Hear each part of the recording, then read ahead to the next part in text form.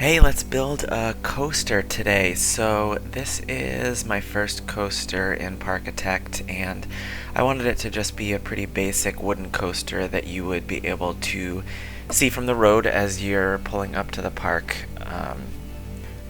I thought this would be a good way to test out the track builder, and also it gives the park more of an organic growth feel rather than starting with, one of the craziest coasters you can make in the game. So I'm just gonna make a couple of big drops, and then, make it a pretty short route. So I start here by building up, and just if you focus up on the track builder at the top, if you've played any of the Roller Coaster Tycoon games, especially Roller Coaster Tycoon 3, that build menu will look very familiar to you. So unlike building something like a path in the game where you're just dragging and dropping, you build each piece individually, so that's what all those buttons up there do. So right now I'm building a down piece, or I guess a slight decline piece, and then going back up here. So it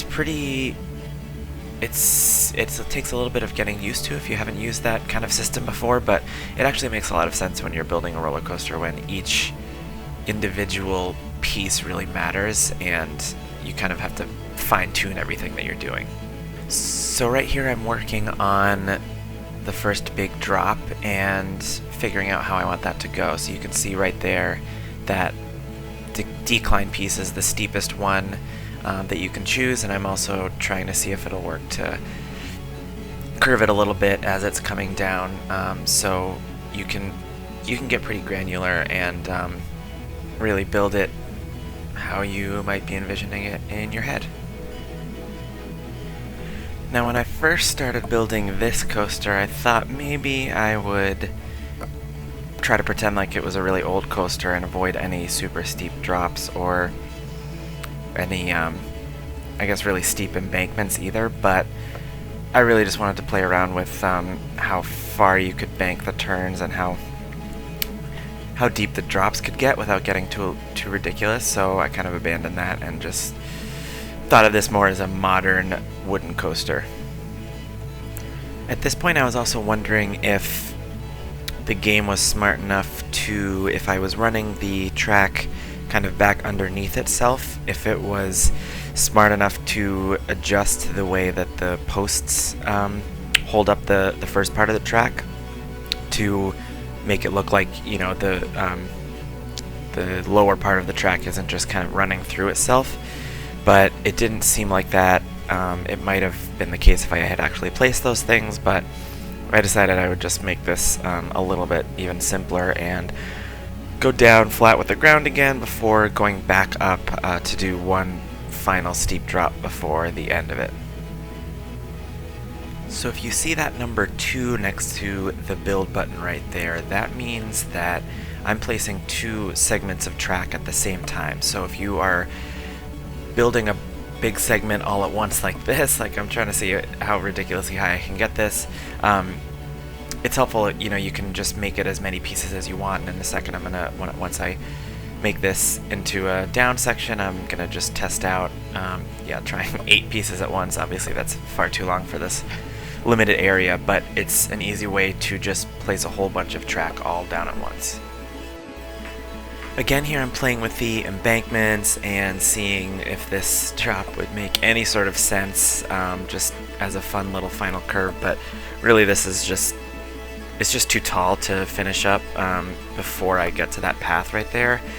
So I'm going to go back and make the incline a little bit less ridiculous, but I really wanted to place this right next to the entrance because I wanted people, when they walk into the park, to hear and see this big rattling wooden coaster, and hopefully some screams from the people that are going through that drop right next to the entrance, just as a way to kind of welcome you to the park. So I just wanted to make sure that I could fit this in between the path and still have a big enough drop, and so I'm just going to play around with the curves here, and I'm playing around with the embankment just a little bit again on this curve so that it's not so jarring when you're kind of dropping on that extreme corner. So straighten that out and go all the way down to the ground. And I'm thinking maybe at some point in the future it would be a cool path underground to go underneath that, either to get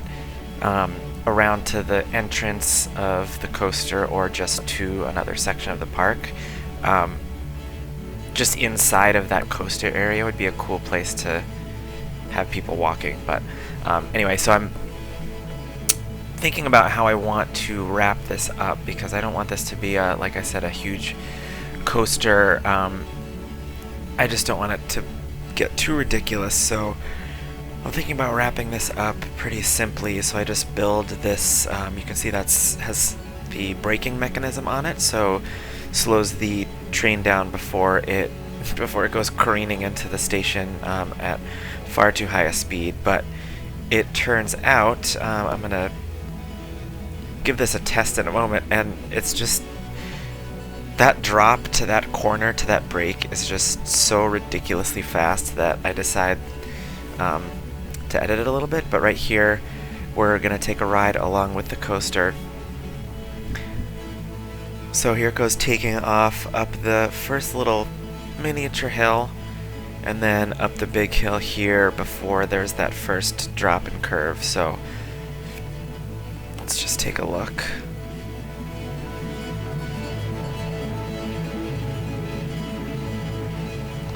That's a fun, that might be a little too fast, but that's a fun drop there. And then as we come around this at the end here, like, this is just, everyone has broken their necks at that point when they hit the brakes that fast. It's just ridiculous. So I'm gonna go back here and do some tweaks to try to prevent any lawsuits against this park from neck injuries. So I decided I'll just make it a little bit longer and do a slight incline so that the train just naturally slows down a little bit by itself before taking this curve here, and then I'll just reconnect it back up with that previous piece of track that I built down there where the brakes are. So hopefully that just smooths it out a little bit and makes it a less of a jarring end to that ride. So in a second here, now that I've fixed that up, I'm just going to watch the coaster just do its thing again and see how that ending looks. It's probably still a little bit too fast, but it's not quite as insane as it was before. So I'll decide I'll leave that, and I'll just do a little bit of taking the colors from this ride and then building a queue line down there. And I'm building this with the idea that at some point I'm just going to build a big enclosure for this line, so it looks a little bit more like you know, a ride you might see at an actual amusement park, where you're not just waiting outside in line.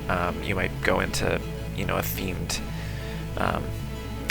building where it houses the line and kind of gives you a place, both a place to wait inside and also tricks you into thinking that maybe the line's not that long.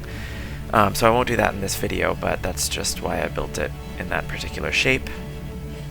And actually, yeah, let's wrap this video up here, and next time I will start building that queue line building and maybe doing a little bit more decoration. So if you want to see the next video, make sure you like and subscribe this one. See you next time.